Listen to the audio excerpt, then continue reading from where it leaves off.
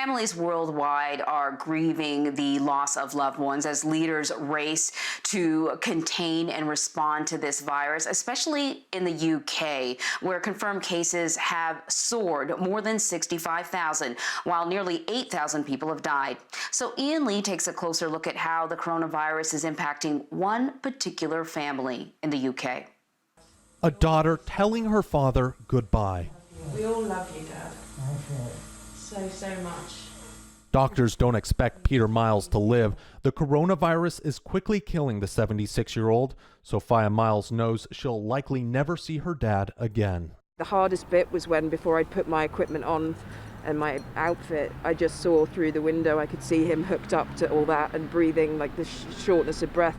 We interviewed Sophia in a nearby park after her visit, practicing social distancing before she goes into self-isolation.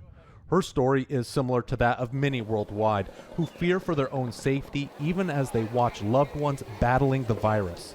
I think the one thing that I hope for is that it's not a painful struggle once as he's actually dying, and I'd love to be in there holding his hand the whole time, but we just don't know when it's going to happen. More than 7,000 people have died in the UK and nearly 90,000 around the globe, with rarely a familiar face to offer comfort in those final moments. Do you feel like you have a sense of closure with your father now? Absolutely, absolutely. And I walked out of there knowing that that's the last time I'll see him. Within 24 hours of Sophia's visit, her father died.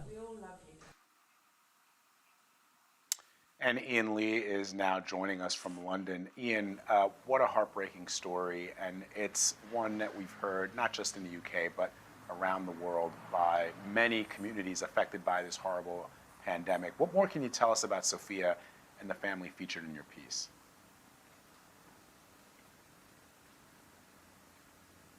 Yeah, Vlad, that really is one of the tragedies of the coronavirus, is that people can't be with their loved ones in the final moments.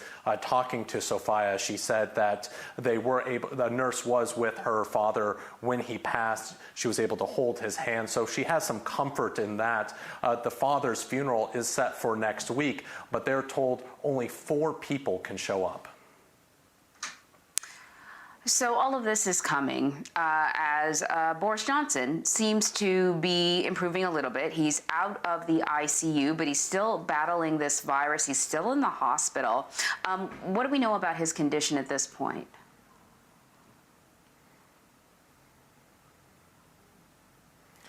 Well, Emery, we heard from the Prime Minister's father, who says that he is resting up, that he's in good spirits. When he was moved from the ICU back into the regular ward, he waved at doctors and nurses and thanked them for his care.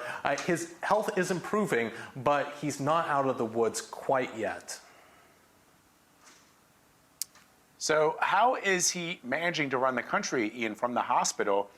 Especially as the coronavirus deaths and cases in the UK are soaring. I know Dominic Raab is leading the response, but I guess the PM is still technically in charge.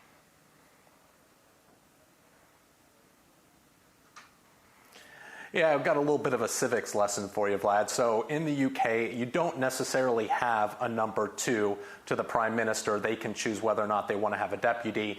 Boris Johnson going into this didn't have a deputy, but he did deputize, as you said, Dominic Raab, the Foreign Secretary, to kind of look after affairs, why he was in the ICU, why he's in the hospital.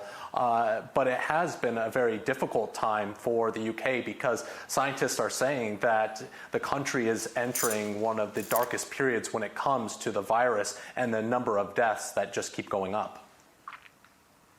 Yeah, Ian, it certainly seems like the UK is sort of in the thick of this pandemic. Are people actually talking about easing some of these lockdown restrictions?